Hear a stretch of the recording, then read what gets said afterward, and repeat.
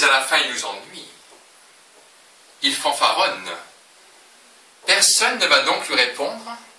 Personne? Attendez, je vais lui lancer un de ses traits. Vous avez un nez... un nez très grand. Très. C'est tout? Mais... Ah non, c'est un peu court, jeune homme. On pouvait dire, oh Dieu, bien des choses en somme.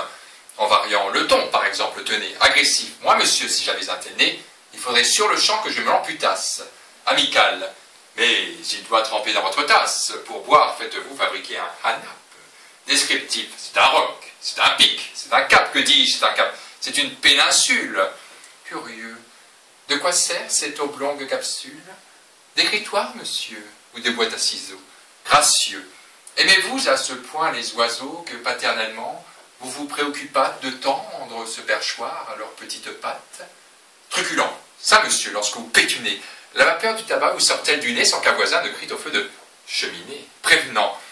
Gardez-vous votre tête entraînée par ce poids de tomber en avant sur le sol. Tendre. Faites-lui faire un petit parasol, de peur que sa couleur au soleil ne se fane. Pédant. L'animal seul, monsieur, qu'Aristophane appelle hippocampe éléphantocamélos, dut avoir sur le front tant de chair sur tant d'os. Cavalier. Quoi, l'ami? Ce croc est à la mode? Pour pendre son chapeau, c'est vraiment très commode. Emphatique. Aucun vent ne peut, nez magistral, t'enrhumer tout entier, excepté le Mistral. Dramatique. C'est la mer rouge quand il saigne. Admiratif, pour un parfumeur, quelle enseigne. Lyrique. Est-ce une conque? Êtes-vous un triton? Naïf. Ce monument, quand le visite-t-on? Respectueux. Souffrez, monsieur, quand vous salue. C'est là ce qui s'appelle avoir pignon sur rue. Campagnard. Et ardé. C'est y a un nanan. C'est quelques navets géants ou ben quelques melons nains. Militaire. Pointé contre cavalerie. Pratique. Voulez-vous le mettre en loterie? Assurément, monsieur, ce sera le gros lot. Enfin, parodiant Pyrame en assemblot. Le voilà donc, ce nez qui, des traits de son maître, a détruit l'harmonie. Il en rougit, le traître. Voilà ce qu'à peu près, mon cher, vous m'auriez dit si vous aviez un peu de lettres et d'esprit. Mais d'esprit, oh, le plus lamentable des êtres, vous n'en eûtes jamais un atome. Et de lettres, vous n'avez que les trois qui forment le mot sot. Eussiez-vous eu d'ailleurs l'invention qu'il faut pour pouvoir là, devant ces nobles galeries, me servir toutes ces folles plaisanteries, que vous n'en eussiez pas articulé le quart de la moitié du commencement d'huile. Car je me les sers moi-même, avec assez de verbe, et je ne permets pas qu'un autre me les serve. Vicomte, laissez donc ces grands airs arrogants, un hobereau qui n'a même pas de gants, et qui sort sans ruban, sans bouffette, sans ganse. Moi, c'est moralement que j'ai mes élégances. Je ne m'attive pas ainsi qu'un freluquet.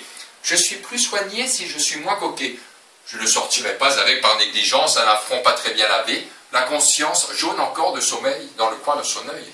Un honneur chiffonné, des scrupules en deuil, mais je marche, sans rien sur moi qui le reluise, empanaché d'indépendance et de franchise. Ce n'est pas ma taille avantageuse, c'est mon âme que je cambre ainsi qu'un accourci. Et tout couvert d'espoir qu'en ruban je m'attache, retroussant mon esprit ainsi que de moustache, je fais, en traversant les groupes et les ronds, sonner les vérités comme les éperons. Mais monsieur, je n'ai pas de gants? La belle affaire. Il m'en restait un seul du très vieil père, lequel m'était d'ailleurs encore fort important. Je l'ai lancé dans la figure de quelqu'un. Marot, Faquin, butor de pieds plats ridicules. Ah, et moi, Cyrano, Savinien, Hercule de Bergerac. Bouffon. Ah, qu'est-ce encore qu'il dit?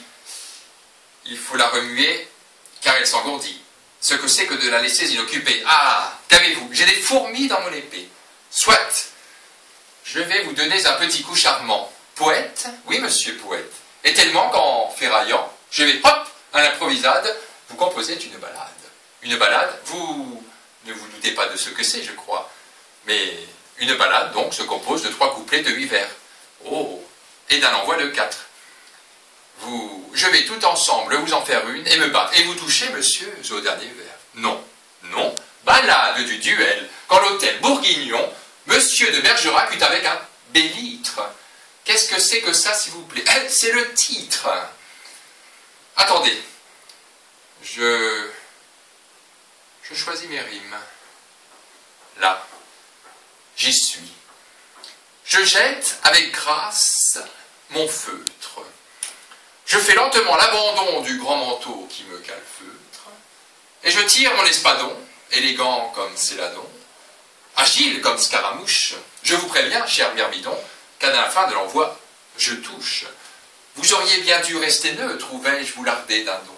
Dans le flanc, sous votre maheutre, au cœur, sous votre bleu cordon, les coquilles teintes, ding-dong, ma pointe voltige, une plume.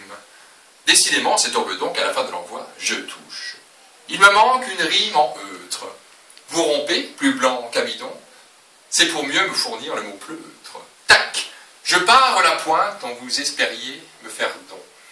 J'ouvre la ligne, je la bouche, tiens bien ta broche, l'aridon, à la fin de l'envoi, je touche.